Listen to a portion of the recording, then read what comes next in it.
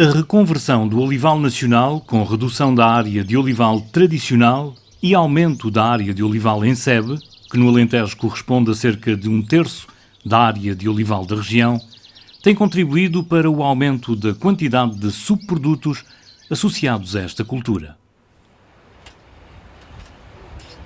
O processo de colheita da azeitona leva a que esta esteja misturada com uma grande quantidade de folhas e raminhos, que têm de ser separados antes da azeitona ser utilizada para a extração do azeite.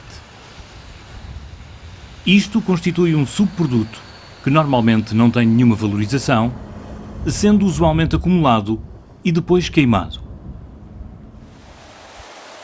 Da indústria de extração de azeite resultam também enormes quantidades de subprodutos. Da azeitona é possível extrair apenas 20% do seu peso em azeite. Os subprodutos bagaço e águas residuais representam uma quantidade cerca de 4 vezes superior à quantidade de azeite produzido. A valorização dos subprodutos da fileira do olival e do setor do azeite é, assim, uma necessidade que se impõe, de forma a aumentar a sustentabilidade do setor, reduzindo o impacto ecológico dos subprodutos e contribuindo para a melhoria económico-social desta fileira. Perante esta realidade e seguindo os princípios de uma economia circular, constituiu-se um grupo operacional, GoTecOlive, técnicas e tecnologias para valorização de subprodutos em olivicultura. Um dos principais objetivos foi testar a viabilidade técnica da produção de um corretivo orgânico, composto. Com base em subprodutos do olival e do lagar, bem como influentes de atividade pecuária, na própria exploração e utilizando os recursos aí existentes. No dia 15 de dezembro de 2021, este grupo operacional realizou uma ação de demonstração para mostrar a execuibilidade da construção de uma pilha de compostagem, utilizando apenas os equipamentos disponíveis na exploração agrícola. Na constituição inicial das pilhas, para que se realize a mistura apropriada, é fundamental conhecer as características dos materiais que se vão utilizar como matérias-primas. Com esse objetivo, recolheram-se previamente amostras representativas de cada um dos componentes que se analisaram: folhas e raminhos da limpeza das azeitonas, estrume de ovino e bagaço seco e extratado. O processo de compostagem requer que inicialmente exista uma relação carbono-azoto que deverá variar entre 25:1 e 35:1. Para tal, é necessário conhecer as características dos materiais a utilizar para que se possa calcular a proporção ideal de cada um, de modo a que a mistura venha a ter a razão carbono-azoto desejada. Utilizou-se o sistema de pilha a céu aberto com volteio periódico. A pilha deverá ter uma secção trapezoidal e uma altura entre 1,5 m e 1,60 m e uma largura de base de 3 a 4 metros, dependendo da maquinaria a utilizar no revolvimento e no sistema utilizado para o arejamento. A orientação norte-sul pode ser favorável para que as pilhas recebam igual quantidade de radiação solar em ambos os lados, devendo atender o seu alinhamento com a inclinação do terreno e a exposição aos ventos dominantes. Os diferentes materiais devem ser dispostos por camadas, importando garantir que na base fiquem os que menos se dispersam e que consigam absorver a umidade em excesso dos materiais colocados em cima. Neste caso, colocou-se na base uma camada de folhas e raminhos, sobre a qual se colocou uma camada de bagaço seco e extratado. Por cima desta, colocou-se uma camada de estrume e, por fim, uma nova camada de folhas e raminhos. O reviramento foi realizado com um carregador telescópico da exploração agrícola. Esta operação também pode ser realizada com um trator com um carregador frontal, sendo conveniente que o trator disponha de inversor eletrohidráulico para facilitar as manobras de carga e descarga.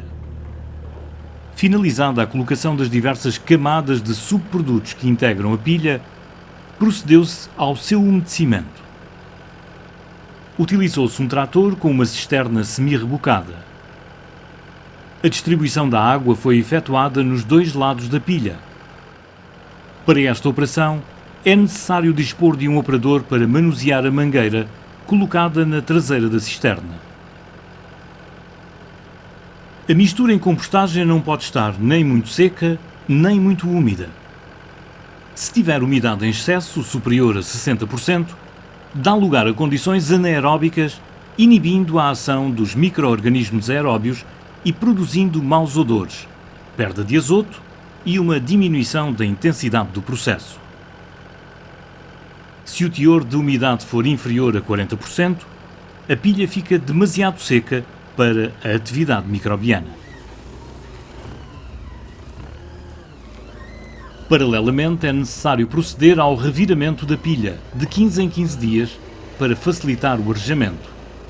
Necessário para que o processo de compostagem se dê em condições aeróbias.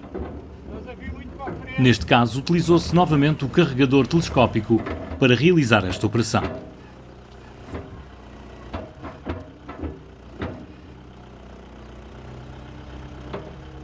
Estamos a fazer a monitorização de dois parâmetros que é necessário controlar ao longo do tempo de compostagem.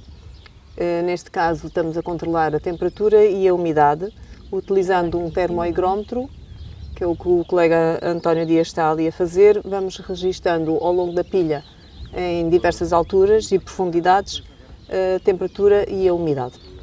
É necessário ir controlando estes parâmetros para verificar se é preciso de umedecer ou não a pilha e se é preciso ou não fazer algum reviramento para aumentar a temperatura ou diminuir se ela estiver em excesso.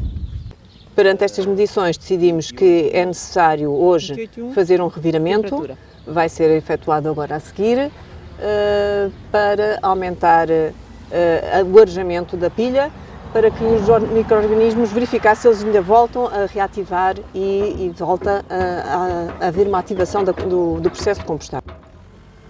A pilha está praticamente pronta, pelas temperaturas que já baixaram significativamente, podemos constatar isso, mas portanto agora reviramos e verificamos se volta ou não a subir. Se não voltar, é sinal que a pilha está pronta. Depois do processo de reviragem, procedemos à colheita de uma amostra representativa de todo o material da pilha. Colhemos em diversos pontos vários baldes de material, que fizemos a sua junção num único sítio, isolado do chão, para não levarmos terra. Fizemos através de um método dos quartos cruzados, a divisão desse material, de maneira a levar uma pequena amostra, mas que seja realmente representativa de todo o material. Essa amostra vai para o laboratório, onde será analisada, quer em termos microbiológicos, quer em termos dos parâmetros químicos, que nos permitem dar uma ideia se o processo está a desenrolar-se bem e se já chegou ou não ao fim esse processo de compostagem. Fim do processo de compostagem, o objetivo é obter um produto homogéneo, de cor escura, com ausência de odor desagradável, apresentando uma consistência friável, sendo constituído por partículas finas e soltas, o que facilita muito o seu armazenamento e utilização como corretivo orgânico do solo. Em termos químicos e microbiológicos, o produto obtido deverá apresentar-se estabilizado, higienizado e sem fitotoxicidade.